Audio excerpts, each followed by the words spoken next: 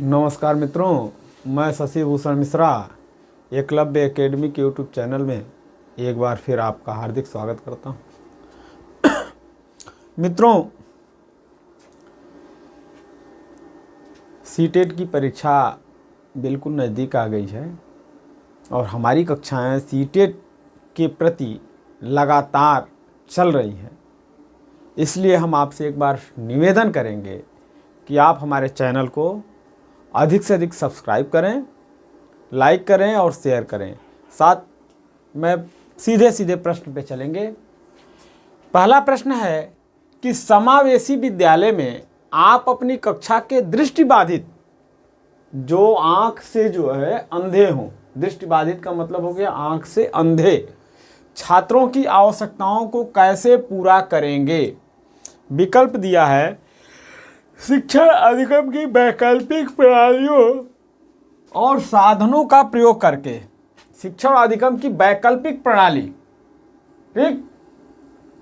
तो वैकल्पिक प्रणाली का प्रयोग और साधन का प्रयोग करेंगे तो हो सकता है कि बालक की आवश्यकता को पूरा किया जा सकता है। यह विकल्प सही है आपका, लेकिन आगे देख लें, उसके बाद फिर हम आपसे बात करेंगे। उन्हें विशेष शिक्षक के पास भेजकर, विशेष शिक्षक क्या कर लेगा? जब समावेशी कक्षा है तो समावेशी कक्षा का मतलब हो गया कि सभी बच्चों को एक साथ मिला करके हमको पढ़ाना है और उसी में उस विकल्प का चयन करना है जिससे उस दृष्टिबाधित बच्चे को हम उसकी आवश्यकता को पूर्ति करें और उसे अधिगम करा सकें। तो यह तो विकल्प आप बिल्कुल नहीं हो सकता, गलत है। उन्हें अभ्यास के लिए अतिरिक्त समय देकर, अतिरिक्त समय दे करके क्या करेंगे? जब उसे दिख ही नहीं रहा है, कुछ समझ में ही नहीं आ रहा है, तो उसे केवल अतिरिक्त समय दे करके अभ्यास के लिए क्या कर पाएंगे आप? उसे उसकी आवश्यकता की पूर्ति के लिए उस साधन को उपलब्ध कराना है जिसके थ्रू वह समझ सके, अपने ज्ञान का अर्जन कर सके, वृद्धि कर सके। तो यह भी विकल्प आपका गलत है। उन्हें उच्च उपलब्धि वाले छात्रों के साथ बैठा करके, आखिर हमें जो बहुत उच्च उपलब्धि का लड़का है उसके बगल में हम बिठा ही दें तो क्या वह उसका अनुकरण कर लेगा? ऐसा संभव ही नहीं है, क्योंकि वह आंख से अंधा यानी दृष्टिबाधित बालक है। इसलिए यह भी विकल्प आपका गलत है। इन चारों में सबसे उचित विकल्प जो है आपका विकल्प ए है, इसलिए विकल्प ए आपका क्या होगा? सही होगा। कक्षा 3 के छात्र ने 16 गुणे 25 का गुणन इस प्रकार किया है कि 16 गुणे 25 बराबर 8 गुणे 2, ठीक, गुणे 5 गुणे 5, ठीक। फिर आपका 8 गुणे 5, 8 गुणे 5 गुणे 2 गुणे 5 बराबर 8 5 40 इंटू 10 बराबर 400। कहा जाए तो यह किस नियम का प्रयोग है? इसमें अगर देखा जाए तो हमारा पिछला वीडियो आपने देखा होगा, तो मैंने उसमें पूरा बताया है कि वितरण नियम क्या होता है, साहचर्य नियम क्या होता है, संबरक नियम क्या होता है, सारे के सारे नियम हमने आपको बता दिया है। फिर भी मैं यहाँ एक बार आपको बता दूं कि वितरण नियम तो यहाँ है नहीं, ठीक, क्योंकि वितरण नियम जो है डिस्ट्रीब्यूट कर देता है, वह चीज़ नहीं है यहाँ पे। संबरक नियम भी नहीं है, क्योंकि संबरक नियम में हम 40 गुणा किसी भी पूर्णांक का गुणा करते हैं तो पूर्णांक आता है, ठीक है, लेकिन यहाँ तो 16 और 5 को डिवाइड किया है, ठीक है, यहाँ वितरण किया है। फिर यहाँ क्या कर दिया है? एक्सचेंज कर दिया है, स्थान का क्या कर दिया है? परिवर्तन कर दिया है और चीज़ों को क्या कर दिया है? बदल दिया है। यहाँ पे चीज़ों को स्थान परिवर्तन करने के बाद चीज़ों को बदल दिया है। तो यह केवल और केवल साहचर्य नियम में ही जो है यह फॉलो किया जाता है कि गुणन के साहचर्य के नियम में स्थान परिवर्तन चिन्ह के साथ, स्थान परिवर्तन चिन्ह के साथ और दूसरा उसमें उसके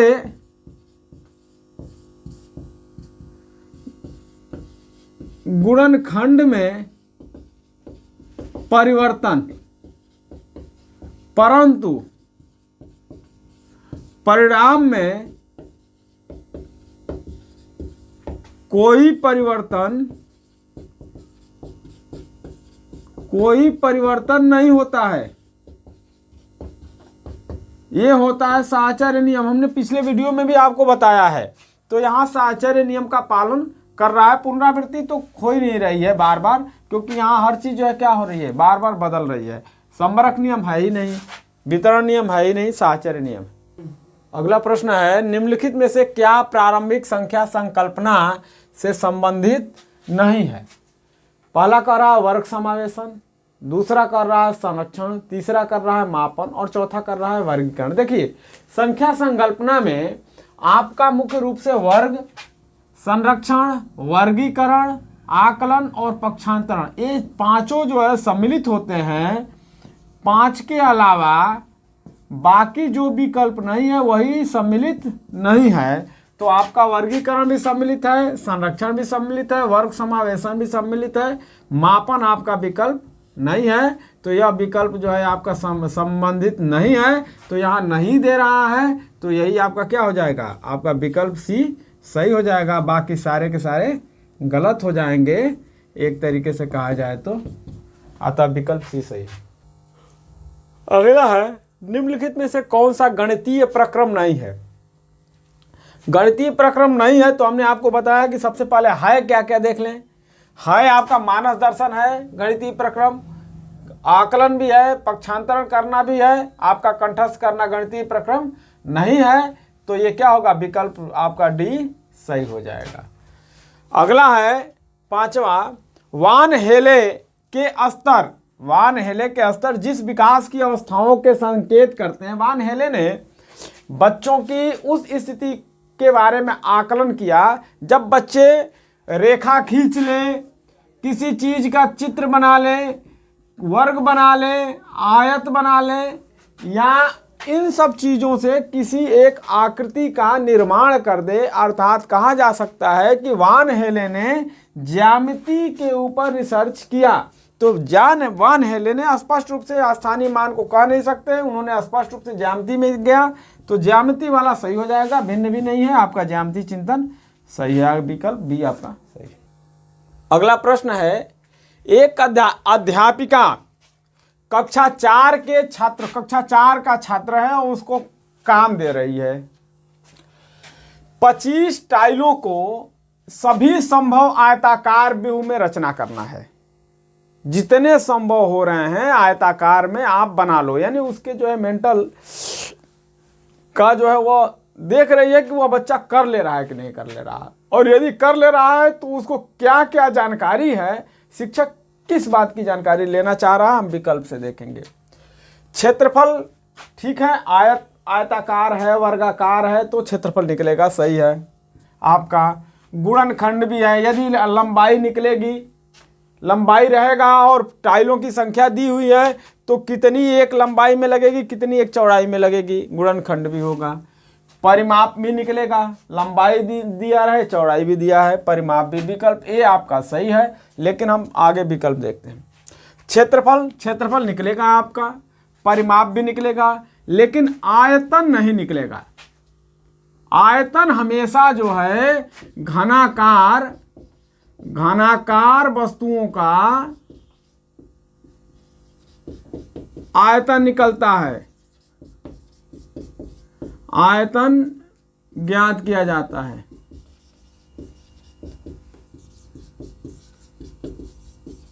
आयताकार वस्तुओं का आयतन नहीं निकलता, उसकी क्षेत्रफल निकाला जाता है, परिमाप निकाला जाता है। तो ये आपका विकल्प बी आपका पूरा गलत है।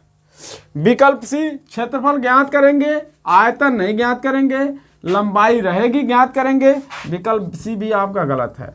आयतन नहीं ज्ञात करेंगे, क्षेत्रफल ज्ञात करेंगे, चौड़ाई ज्ञात करेंगे, अतः आयतन आ गया, विकल्प डी भी गलत है। आपका विकल्प ए क्या है, सही है। अगला प्रश्न है, निम्नलिखित समुच्चयों में कौन सा गणित में प्रश्न हल करने का कौशल है? गणित में प्रश्न हल करने का कौशल, चित्रांकन करना है। गणित में प्रश्न हल करने का कौशल चित्रांकन, छोटे छोटे बच्चों को चित्रों के माध्यम से समझाया जाता है। आपने देखा हो एनसीएफ 2005 ने स्पष्ट रूप से कहा कि छोटे छोटे बच्चों के कक्षा में चारों तरफ चित्र होना चाहिए। चित्रों के माध्यम से हमें बताना है कि वह सेब है, वह आम है, वह केला है। और केले को दिखा करके हमें केले की अंग्रेजी बताना है, केले की गिनती बताना है, तो यहाँ तो यह है चित्रांकन करना, पीछे से हल करना नहीं हो सकता, क्योंकि अध्यापक किताब श्यामपट्ट पे हल किया और बच्चों से यह नहीं कहा जा सकता कि आप उसको उतारो, यह बिल्कुल गलत हो गया। पीछे से हल करने के लिए कभी नहीं हो सकता। रट लेना तो है ही नहीं, कंठस्थ करना कभी नहीं है। एनसीएफ 2005 ने रटने को सबसे ज्यादा मना किया। बी है विवेचना करना, हम किसी भी चीज को सोचेंगे, समझेंगे, विवेचना करेंगे। चर का प्रयोग करेंगे, चर का भी प्रयोग कर सकते हैं। प्रतिरूप देखेंगे, प्रतिरूप का मतलब कि जैसे सपोज दैट मान लेते हैं हमारे पास कोई किताब में चित्र आ गया और चित्र को समझाने के लिए या कोई व्याख्या आ गया, तो व्याख्या को समझाने के लिए यदि अध्यापक को करना पड़े कि बच्चा यह क्या है, किताब है, उसके बराबर उस चीज को दिखा करके समझाएगा कि यह किताब है और किताब का आकार क्या है, तो आयताकार है। तो प्रतिरूप को हम दिखाएंगे, उसके समकक्ष कोई आकृति दिखा करके बच्चे को हम समझा सकते हैं या दिखा सकते हैं कि यह आयताकार है, तो यह इसकी लंबाई है और यह इसकी चौड़ाई है, जिससे बच्चा आसानी से समझ लेगा। यानी यह आपका विकल्प भी क्या है, सही हो सकता है, सही है भी, लेकिन पहले हम चारों विकल्प देख ले। सीटेट स्पष्ट रूप से कहता है, तो विकल्प बी सही है। कंठस्थ करना विकल्प सी गलत है, बिल्कुल हमने आपको बता दिया। रटना बिल्कुल क्या है, गलत हो गया, तो यह विकल्प सी आपका बिल्कुल गलत है। प्रयत्न त्रुटि विधि भी है, प्रयत्न त्रुटि विधि जो है आपका गणित में प्रश्न हल करने का सबसे अच्छा कौशल है। चित्रांकन करना भी है, लेकिन यहाँ आपका क्या आ गया, कंठस्थ करना आ गया, इसलिए विकल्प डी भी आपका गलत हो गया, विकल्प ए भी आपका गलत हो गया, विकल्प बी क्या है आपका सही है। अगला है 2 दशमलव वाली संख्याओं के गुणन, जैसे कि 0.3 × 0.2 बराबर 0.06 की संकल्पना को समझाने के लिए निम्नलिखित में से किस शिक्षण अधिगम का प्रयोग किया गया है। टेलर का गिनतारा, हमने आपको बताया है, पिछला हमारा वीडियो आप देखेंगे तो हमने अबेकस के बारे में आपको स्पष्ट रूप से बताया है कि अबेकस क्या होता है, कि बच्चों के स्थानीय मान और अंकित मान या जोड़ और घटाव की जानकारी देता है। हमने उस चीज को समझाया था कि एक स्लेट टाइप होती है और उसमें गणनाएं जो है बनी रहती है। बच्चे को समझाया जाता है कि 2 × 3 बराबर 5 है, तो कैसे है, कैसे हम आसानी से कर लेंगे। तो यह अबेकस तो नहीं हो सकता, क्योंकि दशमलव में संख्या है, तो दशमलव में उसको नहीं गिन सकते, वह पूर्ण होती है, तो ये आपका अबेकस नहीं होता। संख्या चार्ट पे भी संख्याएं जो बनी हुई होती हैं वह आपका दशमलव में नहीं बनी होती हैं, वह पूर्ण संख्याओं के रूप में बनी होती हैं। 1 2 3 4 5 6 7 8 ऐसे पूर्ण संख्याओं के रूप में बनी हुई होती हैं, इसलिए यह संख्या चार्ट भी नहीं हो सकता। ग्राफ पेपर आपका हो सकता है, ग्राफ पेपर है भी, क्योंकि ग्राफ के माध्यम से बच्चों को समझाते हैं कि दशमलव में हमको कितना आगे बढ़ना है और कितना पीछे जाना है, कितना हम ऊपर जाएंगे और कितना नीचे जाएंगे। यानी दशमलव में हमारी यह संख्या है, पूर्ण बना हुआ होता है। जैसे मान लो यहाँ दे दिया 5, यहाँ 10, यहाँ 15, ठीक, यहाँ 20, तो इसके बीच वाली जो संख्या होती है वह दशमलव में जाती है, ठीक, और उसमें हम समझा सकते हैं, ग्राफ के माध्यम से बच्चों को समझा देते हैं, ठीक। तो यह ग्राफ पेपर ही सही होगा। डाइस ब्लॉक होगा ही नहीं, डाइस ब्लॉक बच्चों को आकृति बता करके समझाई जाती है कि कैसे किस प्रकार की आकृति का निर्माण होता है, इसलिए डाइस ब्लॉक भी नहीं होगा। ग्राफ पेपर इसको समझाने के लिए सबसे आसान और सबसे सर्वोत्तम उपाय और साधन है। अगला है, दिए गए आकारों के लिए निम्नलिखित में से कौन सा कथन ठीक नहीं है। ठीक नहीं है तो ठीक है देख लेते हैं कौन कौन है।